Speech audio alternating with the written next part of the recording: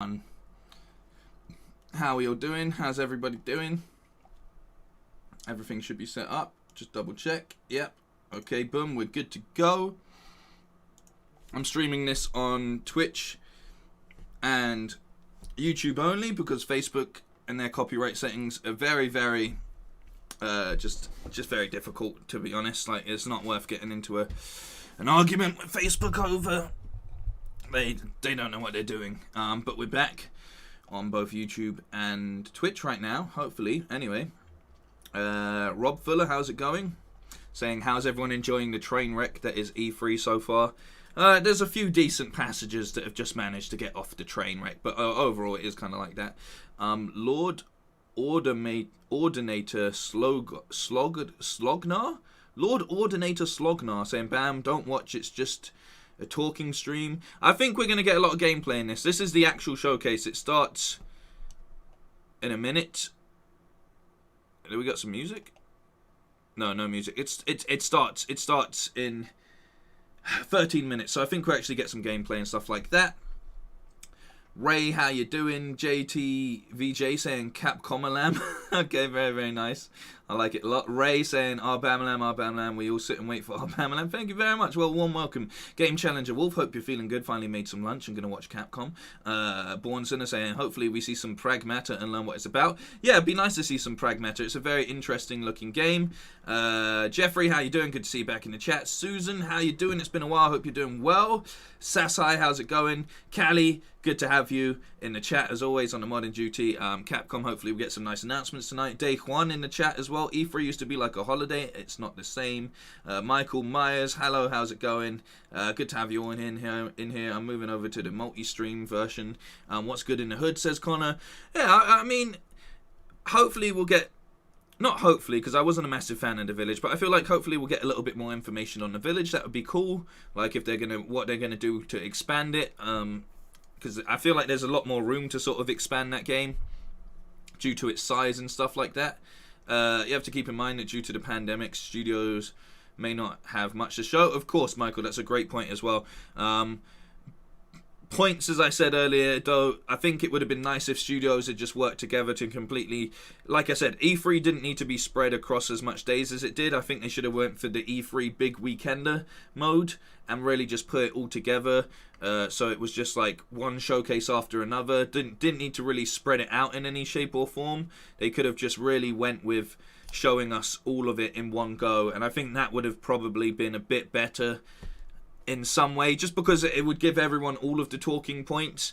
I feel like part of this sort of waiting for these showcases and then they don't really hit the same because, you know, yeah, like you said, there's problems with development at this point in time, and it's impressive that anyone's really getting games out, given the fact that for a lot of them that final year when they needed to pull things together, everything went completely mental and you can't work alongside people and bounce. Like, there's a massive difference. While there's so much you can say in the positive side of working for home, like how it helps a lot of people, I think in the realm of creativity, there's it can be more beneficial to actually be in the room with people, and especially for developing stuff, I think a lot of that spark should come or does come from working alongside people. And that's how you sort of like just throw ideas up, and then by the end of the day you somehow worked it into the game or things like that, you know. I think that's a very important thing. The same with like video production and a lot of things like that as well. Even just like, there's a big difference between when someone sends you an edit and you're like, yeah, you try and explain what you mean, and being in the room with them, especially when you have an understanding of editing yourself and stuff. It's really easier to sort of be like, hang on a sec, let me just jump in and do a couple things and just bounce off each other. Yes, great editors, great people that work together and so on and so forth can work well remotely as well, but I think it is really important sometimes to just be in the room face to face with people and be able to discuss things properly, and that sort of element that you get from, you know, how you can actually feel people's energy. I think that's something that's really important for creativity. I think it's really important to understand body language and vibes and aura, whatever you want to talk about, when you are actually face to face with a person. or you're in a room with a few people that you get along with and you all work really well together.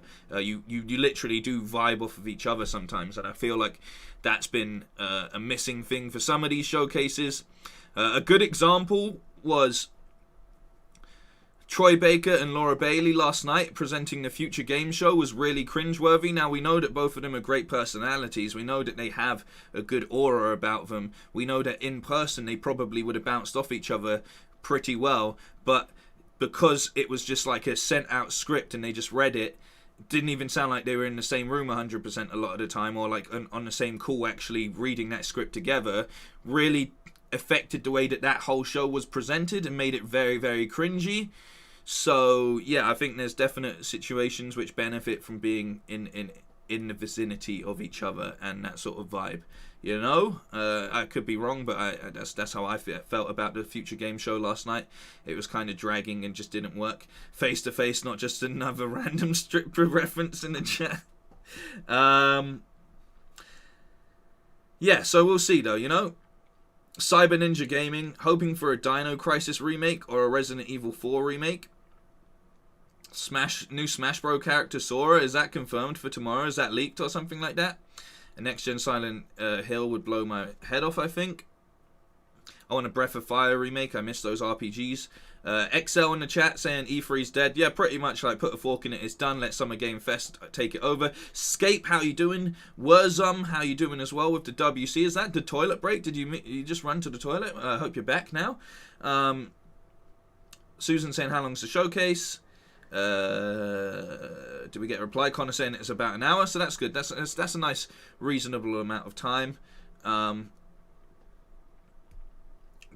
But yeah, I said at the start, before we even went into E3, I was just talking aloud because I was watching Jurassic Park.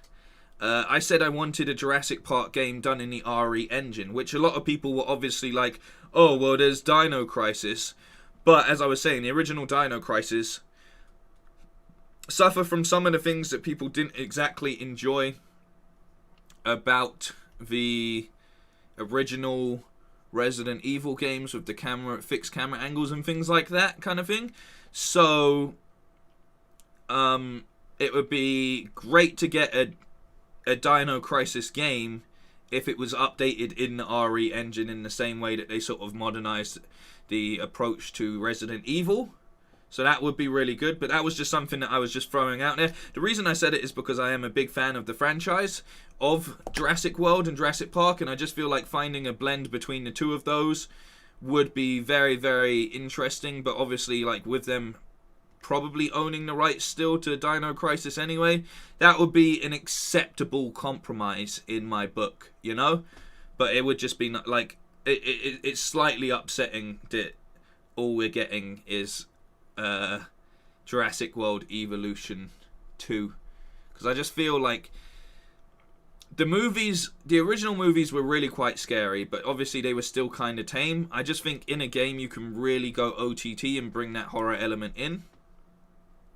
So I don't know. I just think that sort of first-person survival horror. Yes, all of these traits are things that, you know, the survival horror element does work massively. Is Dino Crisis, but I just think it would be sick to be stuck in that Jurassic World setting with a similar engine. You know, Resident Evil animated Netflix series is coming out soon. They might show a bit of that. Hopefully they don't, because Netflix has had like their Geek Week going on for most of this week.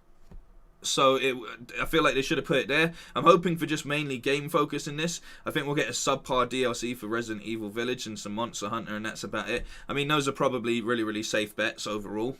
But yeah, survival horror is becoming strictly action, which I'm not happy about. We could get a Welcome to Raccoon City theatrical trailer. That's a good point as well. We did actually, like, if you think back to the Gearbox Showcase, they were doing a lot of promoting for the Borderlands movie, so maybe we will get some movie promotion in here. Also, this is running. We got 5 minutes to go on this stream. Thank you everybody for joining me for these. I really do appreciate it. I hope you're having fun. As much fun as can be had with E3 at this point in time. It's been rough. it's been pretty rough. But as I've said, there's been some decent stuff pop up. I can read you back my list if anyone wants to know any games that I thought were worth noting down. And as people said, as we got into it, people were like, add it to the list and stuff.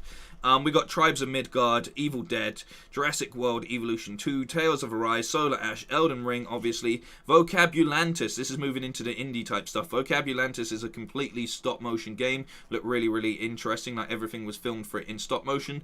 A musical story, which looked cool. Dolmen, which is a Souls-like game. Ollie Ollie World, which is obviously a skating type game. We had Bramble, we had Unbeatable, Behind the Frame, Death's Door, which really looks interesting. A little top-down sort of killer game where you play as a little bird that brings souls back from the into the afterlife either. Loot River, which is basically Tetris in a again a sort of like, was it like a dungeon, a little bit dungeon crawly, sort of top down Castlevania vibes almost, but top down. Death's Door, Loot River, sorry, where you move around the map itself like Tetris to your advantage. Wonder Village, where you can build a village on top of a moving monster, the Forgotten City. Garden Story, which was basically Stardew Valley sort of game. Harold Halibut, which is another stop motion styled game, looked really, really good. Lost in Random was okay as well. Trek to Yomi, which looks like a side-scrolling action samurai Ghost of Tsushima type game, looked really, really cool. Godfall's getting a lot of updates and being brought down to PS4, which is potentially interesting. Guardians of the Galaxy, I know a lot of people think it looks kind of weak. Oh, Michael, thank you so much for the donation as well, man. I massively appreciate you every single time, because unlike OnlyFans, Bam Lamb delivers. Hey, only Bams for you, man. Stranger of Paradise, which look, both Guardians of the Galaxy and Stranger of Paradise look kind of corny in itself, but I think they're both going to be enjoyable. Thank you so much, Connor, as well. Pair lifting, character lifting some weights, saying keep it up. Thank you so much. Oh, it's a GIF. I can't see the GIF. Thank you very, very much. Dying Light 2 obviously got a fair bit of coverage. Far Changing Tides looked interesting. Solstice, which is another Souls game. ESBC Boxing, which looks like it could finally replace Fight Night, and it'll be a modern Fight Night. Ranch Simulator, which again just indie but looked pretty cool. Definitely not Fried Chicken, which was some sort of crazy indie game where you like kill giant chickens and then serve them to people, which looked pretty good. Minutes of Island and Lake, which was I can't remember. Lake was like a postal game, but yeah, some decent array, most of them being indies, but I'm not mad at that. Are we killing chaos today? I hope we are. Bamcom, how's it going? Did I get it just in time? Yes, you did. It starts in 2 minutes' time. This is a very bad introduction. They should have had a countdown. They should have had some music playing. They should have had anything going. Connor, Michael, I appreciate your donations. Thank you very much. Can I share a Google Doc? No, but what I will do is I will put together some sort of list, be it a JPEG or a thread on my Twitter. And if I do it as a thread on my Twitter, what I'll do is I'll link in every single trailer to that so you can take a look at those things yourself, which might be a good way to do it, you know. So hopefully that helps you out. Hunter, welcome to the chat. Freefold Maker, welcome to the chat. Good to have you here. As always, good to see your names in the chat. But yeah, I'll find a way. I'll find a way to put it all across so people can get all of my picks from E3. Or I'll just put them all in a video. Maybe I'll do that. That sounds like the easiest way. Then you can just... yeah, how about that? I'll do Bam's E3 roundup video this week so you can get access to all of them. Caesar, how's it going? Good to have you in the chat, my friend Thomas. Don't know if I'll be here for long, but I thought I would hang around for the start. Thank you, Thomas, man. You've been a very supportive of E3 overall, and you've been bringing... last night, while the streams weren't awesome, it was very enjoyable. It was you guys were making the chat, and over the course of E3, you guys have really made the chat. Even in the low moments, you've made it really, really high. Less than 24 hours until Battle of the Wild. So yeah, I will put together a video. I think that's the best idea that I can possibly do, like a highlights kind of thing. I think that will work really, really well, and it will go over all of them, and it might give me a little bit of time to sort of narrow this down a bit more.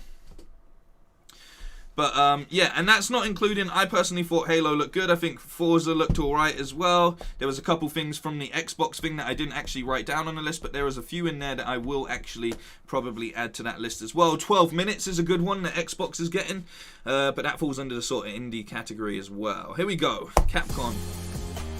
Let's do it.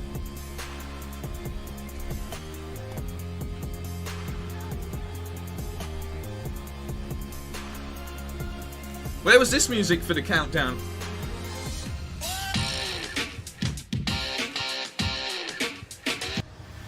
I hit the wrong button, guys. Welcome to the Capcom E3 Showcase. I'm your host, Rachel Querico, aka Seltzer, and I'll be your guide as we walk through the latest releases, news, and updates from Capcom. She's cheery. We'll hear from the Resident Evil Village team, share some news from the world of Monster Hunter, and get the latest on Ace Attorney. Then we'll wrap up with some updates from our friends at Capcom Fighters. So what are we waiting for? Is that it? Let's get started. Our first stop today, Resident Evil Village. The Resident Evil franchise continues to pioneer the latest and greatest in survival horror. The team has been blown away by the response to Resident Evil Village, which launched last month. It brought the world another chapter in this decades-long story as the franchise celebrates its 25th anniversary this year. I'm honored to be able to introduce Tsuyoshi Kanda, producer on Resident Evil Village, with a special message for the fans. This is a green screen setup studio. Another time. Bye-bye. Completely green screen. Not mad at that. There's nothing to fear. Where's Rose? She's everything to me.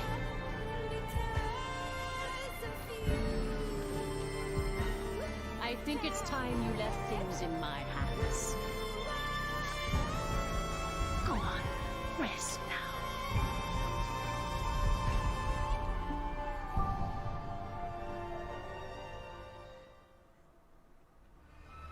Hi everyone, my name is Tsuyoshi Kanda, producer on Resident Evil Yoshi? Village. I wanted to take this opportunity to thank everyone who's played since we launched the game in May. We hope you're enjoying this new chapter in survival horror. As a reminder, everyone who purchases Resident Evil Village will gain free access to our online multiplayer title, Resident Evil Re:Verse. I didn't even download that. Who even downloaded their that? favorite Resident Evil heroes and bioweapons. I'm now happy to announce that Resident Evil Re:Verse will go live next month across all supported platforms. So head into the fray to celebrate the Resident Evil 25th anniversary. Okay, thank you. Thank you very much. By popular demand, development has just started on additional DLC for Resident Evil Village. More info later. When later? Thank you, Kanda-san, for that wonderful update. Next up, some long-awaited news from the world of Monster Hunter. Whether it's adventuring alongside monsters or battling them with friends, we've got something for you. First, let's dive into the brand new story-based RPG entry to the series, Monster Hunter Stories 2: Wings of Ruin.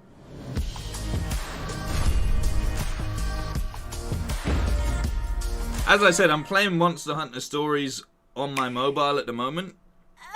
So I'm kind of looking forward to... If they announce the Switch Pro, then I'll play it properly on there, but... This was his fate.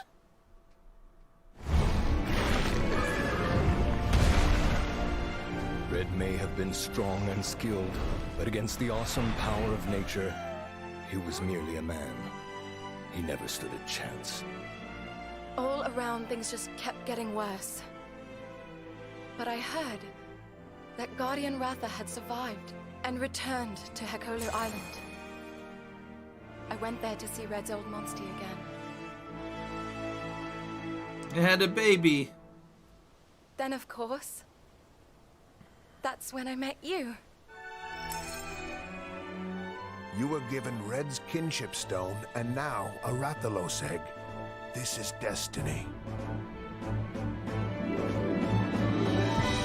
This is the legendary monster, Ray's Wing Ratha, the monster with the wings of ruin.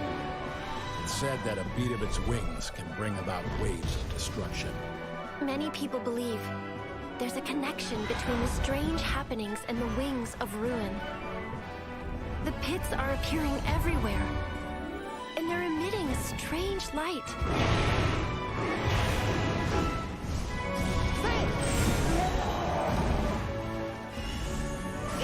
Double attack.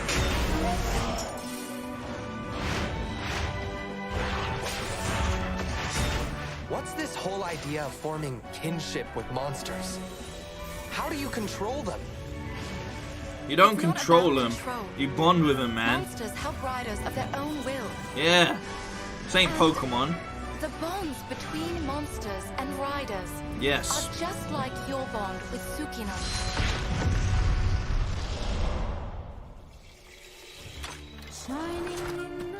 What kind of power does Ratha really have?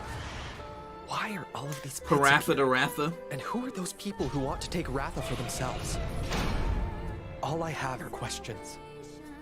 If there's worry or doubt in your voice, Ratha will become anxious too. He needs to know that you will protect him no matter what. I can sense the flames of his life force weakening. Oh no. The burden of such great power is too much for his body to bear. It's like Digimon, yeah. A voice. Can you hear it? Riders can bond with monsters. Surely you can groove with fellow humans.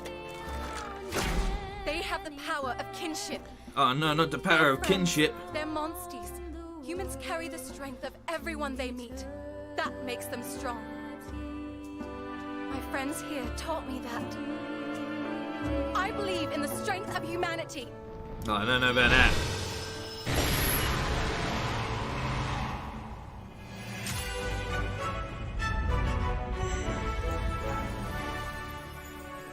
I mean, actual gameplay footage would have been nice.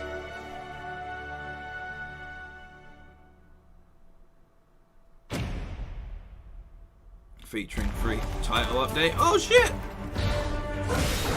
Let's go! There we go. There's the gameplay.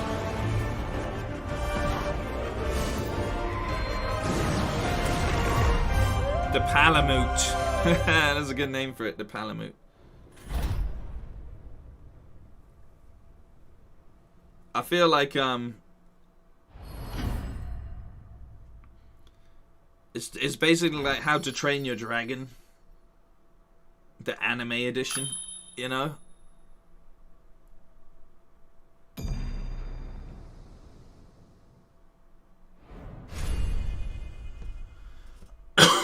Is it Rise the one I'm looking forward to? Looks pretty epic, right? And how about that announcement? The canine companion Palamute from Monster Hunter Rise will be joining Monster Hunter Stories 2 as one of the new monsties in the first free title update coming soon after the game's release. That's cool. You can get an early peek at the game with the Monster Hunter Stories 2 Wings of Ruin Hey trial Max, version how you doing? starting on June 25th, which also carries your progress over to the full game release just a few weeks later on July 9th. That's not the only way to join the hunt. Millions of you made Monster Hunter Rise a huge success earlier this year, and we have even more content coming. Oh no, it's including a new Rise. collaboration on the Rise. Rise Let's is the find one out that I'm more excited for. Damn it, am I playing the wrong game? Rise looks more interesting than Stories. Let's go! But it kind of also doesn't look great. I like the aesthetic of Stories, but Rise seems a bit cooler. Rathalos is no runt. Moon's blessing emerge. Get ready. I have a good feeling. Does this cat make you food and go mining for you? My cat doesn't do any of that. It's not fair.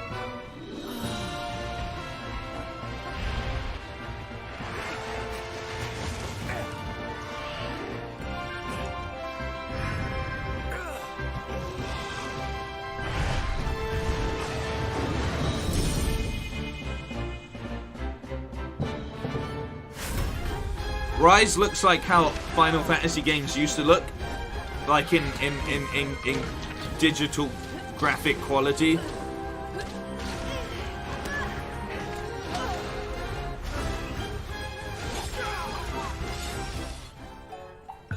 You know? Look at that. That's some old school Final Fantasy vibes. That's Final Fantasy 14 right there.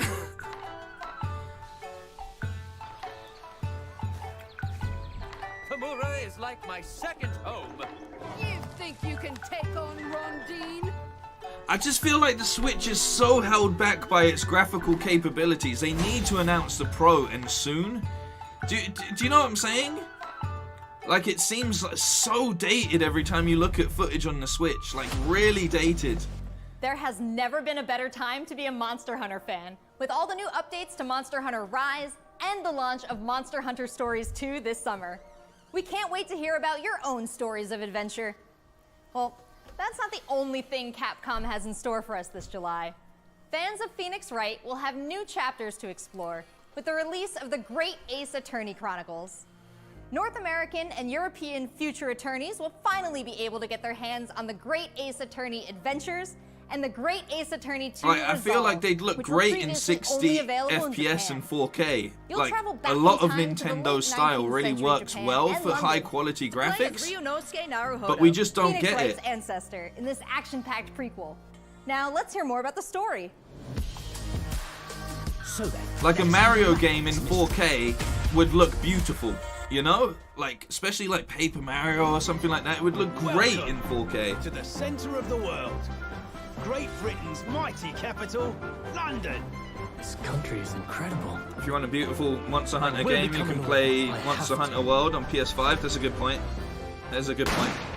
So then, let us unravel this mystery and discover what events led to this curious murder. Who are you? I mainly say that as well because a lot of Nintendo's aesthetic is very anime styled. This case, Naruhodo-san. Let us engage in the And I just love this if this was like all high quality. Well, what have we here?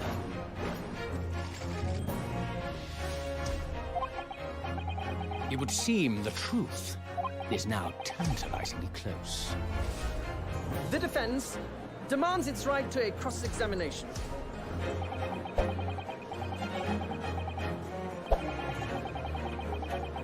Objection!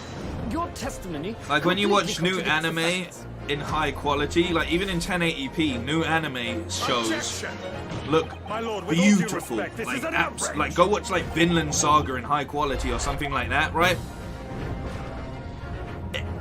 The most recent Attack on Titan, like there's so much things that look so good quality, and I feel like they really need to update their situation with the Switch overall because they have so much games that play into that aesthetic. So we have 10 new cases and 8 mini escapades where you can take on the role of a defense attorney. Now, we all want to see some gameplay, right? Let's take a closer first look at 2 gameplay features new to the franchise in the Great Ace Attorney Chronicles: Dance of Deduction and Summation Examination. She's so positive. Hello, I'm Jonathan, Capcom's marketing brand manager for the Great Ace Attorney. Welcome to London, geezers. Capital of Great Britain. Where to? The Supreme Court in Whitehall, if you wouldn't mind. The Capcom team is thrilled to present 2 new gameplay features, Dance of Deduction and Summation Examination, coming to the Ace Attorney series.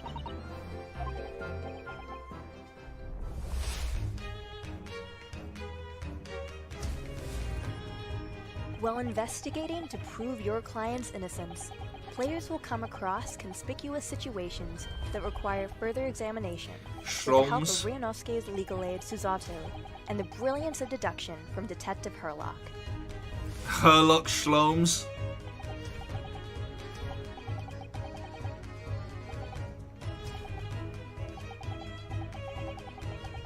Herlock will proceed to present his logic and reasoning spectacular, a grandiose yet flawed series of conjectures. Hey, I am in Whitehall. There we go. Abdul, welcome to the chat. Mark of the Dragon, welcome to the chat. User Raphael, or Raphael even, welcome to the chat. Do you think you can find any Speedwagon? I feel like it's the perfect setting for the Speedwagon Foundation to pop up. What we need is a good JoJo game. Not the game that we got. We need a good JoJo game. This is one thing about the Switch as well. There's so much like reading. They don't have like the voice actors in a lot of stuff, which is upsetting. Like I'm not gonna get all kid smooth like I shouldn't have to read, but at the same time, I feel like things like this are obviously enhanced when you've got like voice actors doing most of this, you know? I don't want it to get all biomutant with like a narrator or anything, but like Ryunosuke and Susato will then discuss to correct the flaws in Herlock's deduction. I get more immersed when there's people talking to me. At this point, players will be prompted to search for clues that help identify the errors in the detective's logic and reveal the truth to the mystery. Abdul, you started JoJo yesterday? Congrats, man. You're in for a very bizarre adventure, my friend. Herlock will amend his deductions based on the new information. Upon uncovering the truth, Ryunosuke and Herlock enter into a semi-metaphorical, semi-literal dance that brings them to the conclusion of the dance of deduction. Yeah, Persona 5. I get the appeal for it. I didn't enjoy because I just wasn't a fan of the What's so funny is it wasn't that it was turn-based. It was just that it wasn't the sort of anime action I wanted. So I loaded up Like a Dragon instead, and that was the sort of anime Japanese storytelling that I really wanted. So it is what it is. But I understand a lot of people have a lot of fun with that game. Like this is a very boring fucking trailer, man. Like this doesn't make me want to play the game. No matter how cool Herlock Sholmes looks as a character.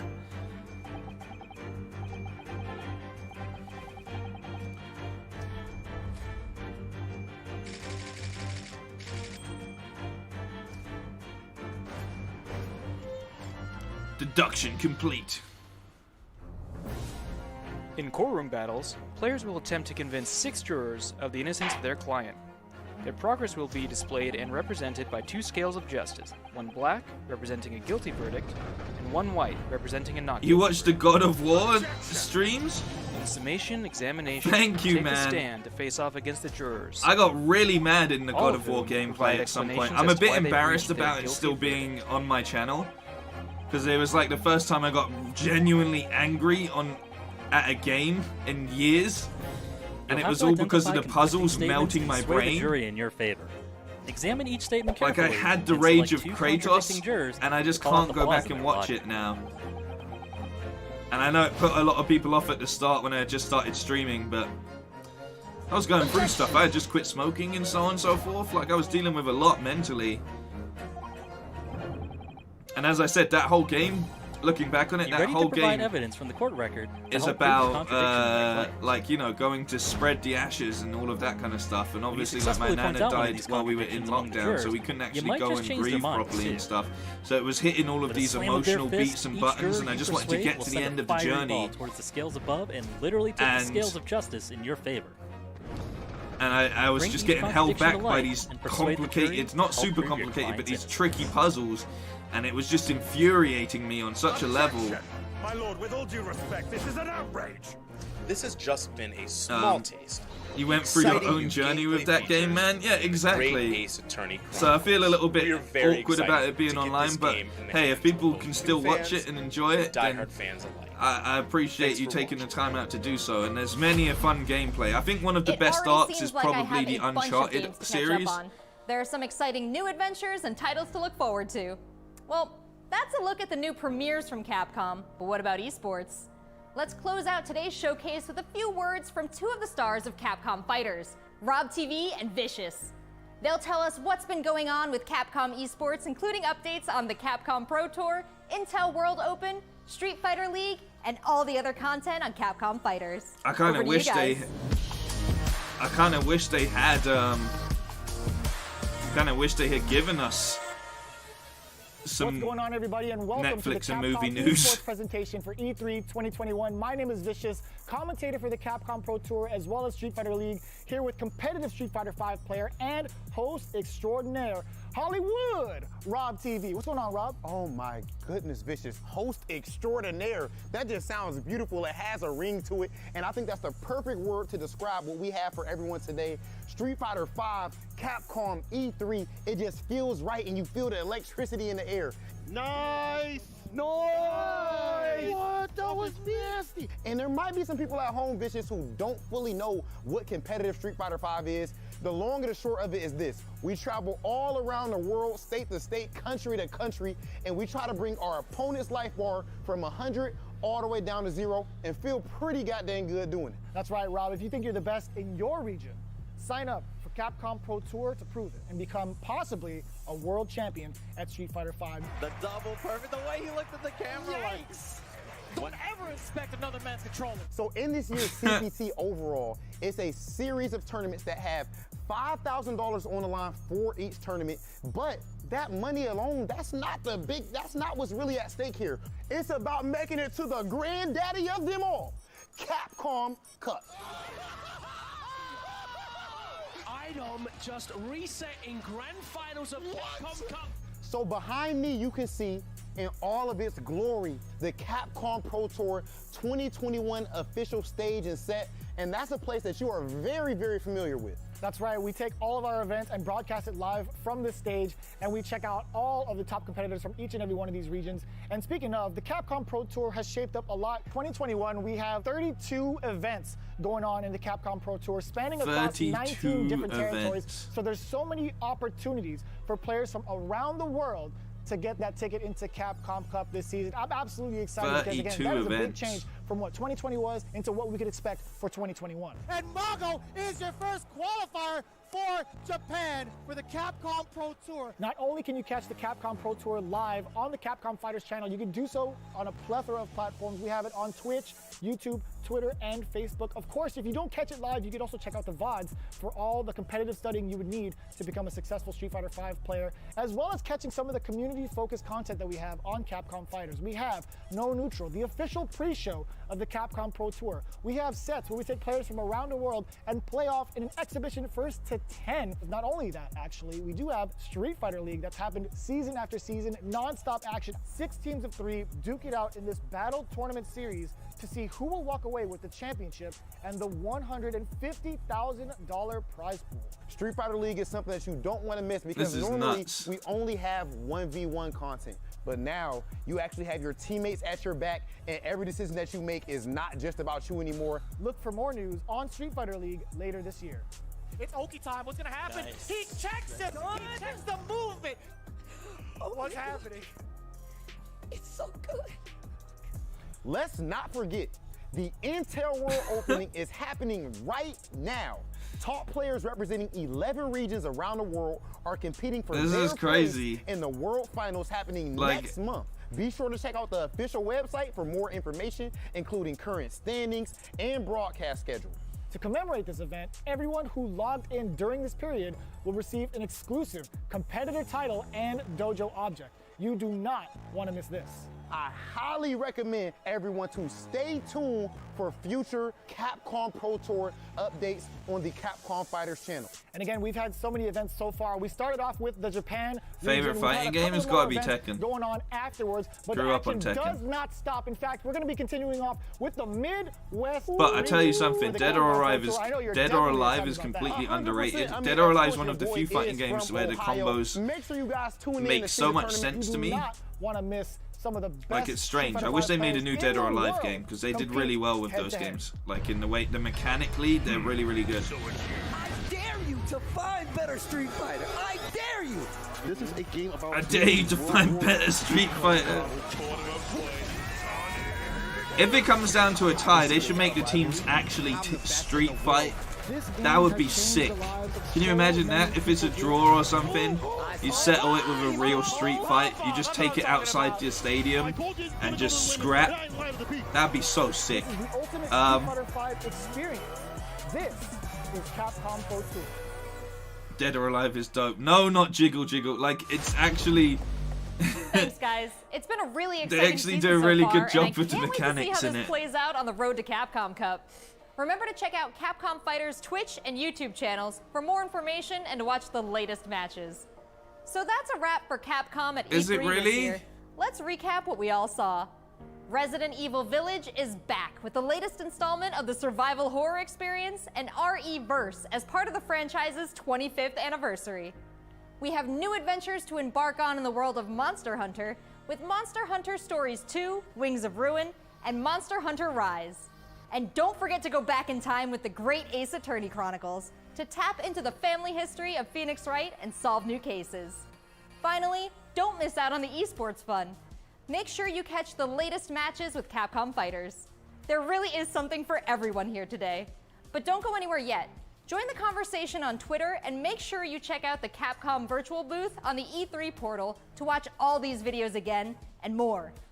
I'm Rachel Querico, aka Seltzer. Thank you for being part of the Capcom experience at E3 this year. Recapcom. Susan wins. Susan wins. Recapcom. Incredible. Thanks, Capcom, for that reminder. I stopped playing Ratchet and Clank for this. You know?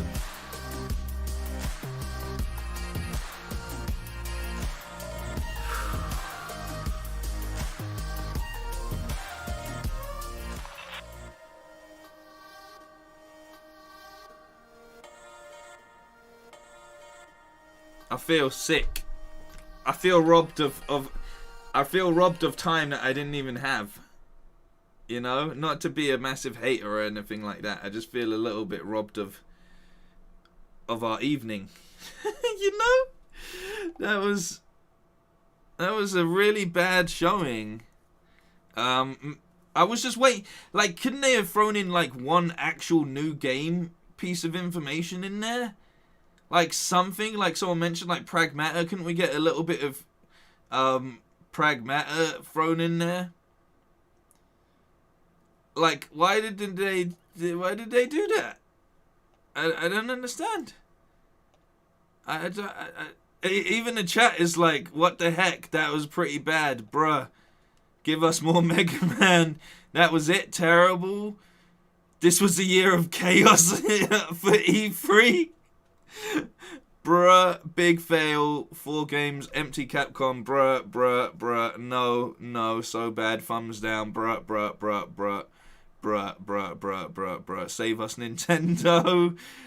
Bad presentation, apparently, people are saying. I'm not surprised. You know what? I'm not surprised. We were all in it together.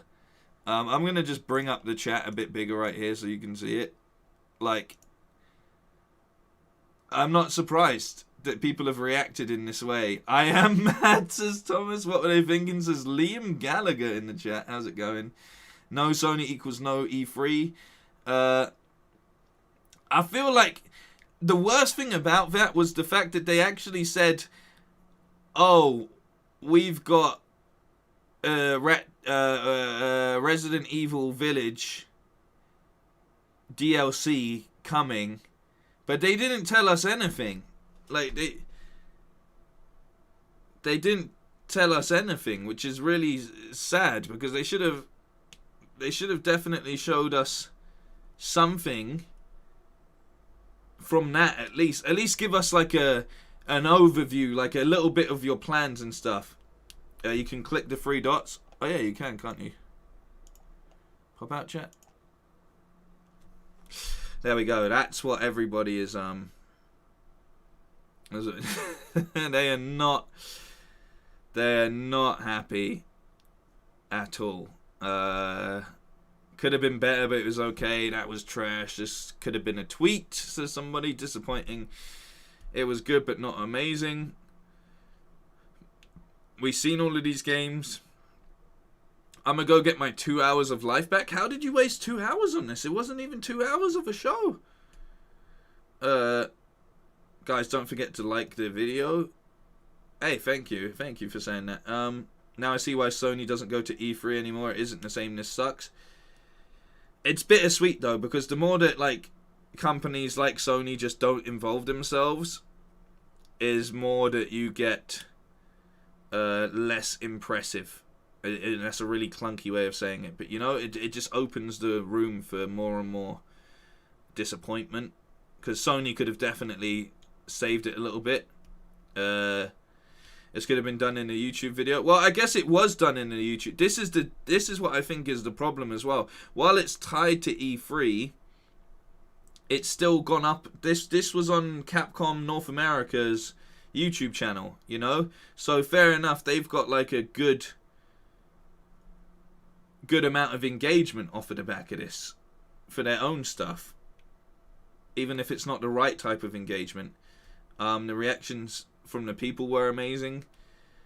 What happened to these shows? When did it go so meh? Individual studio agreed to slowly ruin a great showcase event. Yeah, kind of. Like, I think that's a good way of putting it as well. Summer Game Fest launching at the same time as E3 isn't like the most ideal situation either, because, you know, things like Elden Ring got taken away. There was a lot in that Summer Game Fest that wasn't technically considered actually part of E3. Sony left E3 because they got backlash for their 2018 conference, putting everyone in a tent to watch one trailer and take 15 minutes to move everyone to an auditorium. So yeah, that's understandable why like you'd want to take time back and figure out your approach and stuff. And fair play to them, they've done a really good approach to how they deliver stuff now. Isn't E3 supposed to show everything the studio has to release this year? Is that all they're releasing? Well, it pretty much feels like it. It feels like Resident Evil was their big masterpiece for the year, and they're just piecing out for the rest of the year. They'll try and keep it carried with a DLC, which they have no intention of talking about, essentially, because there's obviously nothing to show for it yet. They're only just getting around to working on it, which, in a weird way, they should have anticipated that it was going to be a fairly big success and started working on it ahead of time of release, because of all of the hype that was going on around Resident Evil 8 Online. Dang, Mega Man, all we can do is vote with our dollars, buy legit Mega Man merchandise to ensure that we get it more. Digital communication and ability to release games that way has made E3 less central to the corporations. Yeah, 100%. Like, in this recent year as well, in the past 2 years, when you're able just to stream from your own platform, you don't really need to worry so much about being a part of this, which, let's face it, E3 probably charges a fair bit per slot as well. You know, it's not like they're not just going to give all the big brands a name to come in. They need to fund these massive events and stuff. So E3 wasn't made for fans originally. It was a conference for developers and executives and journalists. Yeah, and then I guess as you move into this sort of like Comic-Con era and stuff like that, that's when it becomes the sort of spectacle. Before COVID, Nintendo, Sony, Microsoft, EA, Ubisoft, and Bethesda are the only ones that had conferences. Any other year, Capcom would have shown their games elsewhere. Well, yeah, it makes it accessible as well, doesn't it? That you can just stream it from wherever. But really, they all just put out a showcase now because there's extra attention. People are waiting a general E3. Yeah, it's just not been an enjoyable presentation, though. As I said, I think the hit of this definitely would have been, like, you wouldn't have been so mad if this, like, yeah, fair play, they didn't show us anything. But if this had just been thrown in with yesterday's event, somewhere in between Bethesda and future games and all of that stuff that got shown yesterday, then you wouldn't have minded so much. But because this was like the only sort of thing that was really shown off at E3 today, you just kind of expected more overall. And we're not getting that, you know? Because you're like, oh, well, they've got the day to themselves. They might as well use this opportunity to really show off some stuff. And they didn't. They didn't. They just reiterated some of the stuff they've been working on. And that's it, really. You know? Which is fair play. They obviously want to keep people's attention on a certain situation, or what games they've got out and stuff. But yeah, it's a shame. It's a massive shame. There's a rumor, hate rumors, but Sony might be having... Yeah, there's a lot of things hinting at the moment. There's a lot of things at the moment hinting that basically Sony are going to do their own event very soon. And I wouldn't blame them at all if they do it. It's smart. They did the smart move here. They allowed basically... everybody to sort of show what they had and talk about it while they put out one of their best games of the year on the same week, pretty much. So, yeah, decent. Are you still playing Returnal? Once, on every stream, one person asked me about Returnal, and the answer's always the same. This is a waste of everybody's time. Capcom is a big company to frame it like this with a countdown and all that it's really setting up is for defeat. Yeah, exactly. Like, they didn't need... They should have just said, oh, we'll go on Sunday after Xbox or something, or before Xbox, and then everyone would have just forgotten it in with the Xbox stuff. But because it stood alone on a Monday when, you know, most people are going to watch it because it's Monday, it just doesn't give it a very good setup going into it, you know? So, sad times. Sad times. I highly doubt this, but maybe they can't show much of Nintendo Switch Pro. Hasn't been revealed yet, and the other games for Switch. So that's why 4 hours allow missed games to be shown. But I as I said, I think the Nintendo thing's actually only 40 minutes, and for some reason that article was telling me that it was 4 hours, but apparently it's 40 minutes. I don't know. We'll find out tomorrow. Our shows God of War Ragnarok gameplay, and that's it. That just kicks every E3 event in the nuts so hard. Yeah, I mean, they could do, but knowing that game's pushed back, I don't think that's what's going to be the focus of their state of play. If they do one, I think what's most likely from a situation with a Sony state of play is somehow we get even more of a deeper dive with Forbidden West, with a release date, with a confirmed release date. We get a deeper look at Kena and a couple other of the sort of like slightly indie titles, and then we get something that's like a bigger teaser for God of War Ragnarok, you know, like a cutscene they've been working on or something like that, but I could be wrong. Nintendo Direct is 40 minutes to an hour. The other 3 hours, the Treehouse will deep dive into the stuff shown on the Direct. Okay, so they'll just be massively discussing it. So yeah, I mean, that's still kind of like a 4-hour show, I guess. But yeah, I don't know. Maybe if the deep dive shows off more gameplay and things like that, then that would be pretty enjoyable. But it's it's a very rough situation. Returnal got updated today when I turned on my PS5. It said Returnal was updated. Hopefully when I get back to it, the game will be even better. That's what I'm hoping as well. I'm just leaving it for now. I have Ratchet & Clank to play. I have other games to catch up on. And as I explained earlier, I'm not playing a game that just ends up making me stressed at this point in time. I think the chat is done. I think the stream is... I think they've all stopped complaining. That's that. Sad times. Can I type in here? The chat's done. I should have thrown in my promotion when I had the chance. Damn it, man. Damn it. Anyway. Disappointing to say the least. But we got through it again. The chat had fun, I hope. You made it fun yet again. You keep making it enjoyable even when they go out of their way to make this unenjoyable. So... we shall see. We shall see what happens tomorrow with Nintendo. Which means if Nintendo's tomorrow, then I'll probably put together a roundup of E3 for Wednesday, which I should start working on over the course of tomorrow as well, and just get it ready to go. And play some more Ratchet, which will be enjoyable because I'm really having fun streaming that. It's the highlight of my days, and I hate waiting to play more of it, but it is what it is, you know. We can only hope at this point. We can only hope. Wait, how long was it? I just joined. It was like 30 minutes tops, and it showed nothing new. So you didn't miss anything at all. At all. Oh, Final Fantasy 16 and Forspoken were not present at Square Enix, which can mean they're saving it for Sony event, because it doesn't make sense them not showing it at their own event. That's a very good point. Those two games as well. Be good to get some information on both of those games. I really have high hopes for Final Fantasy 16, much more than I do for us killing Chaos, you know, much more than I do for the Stranger of Paradise, whatever the hell it's called, even though that will be fun to play.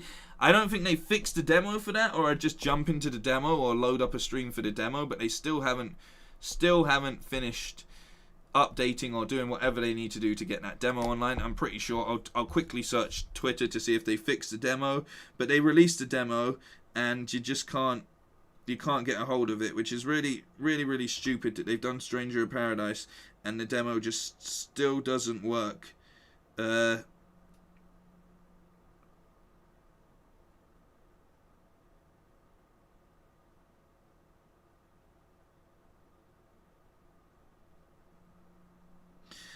Someone says, for those interested, the Stranger of Paradise Final Fantasy trial/demo that was put up was somehow busted, and a patch has been deployed for it. The original was taken down too quickly / not saved quick enough, so now you have to accept never getting the original 1.0 content. That said, we do have the original URL still, thanks to some good timing, but only past the original will be saved. A real shame.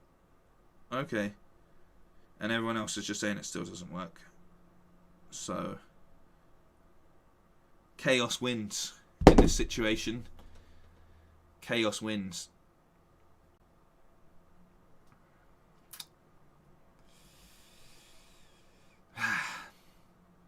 Disappointing, to say the least.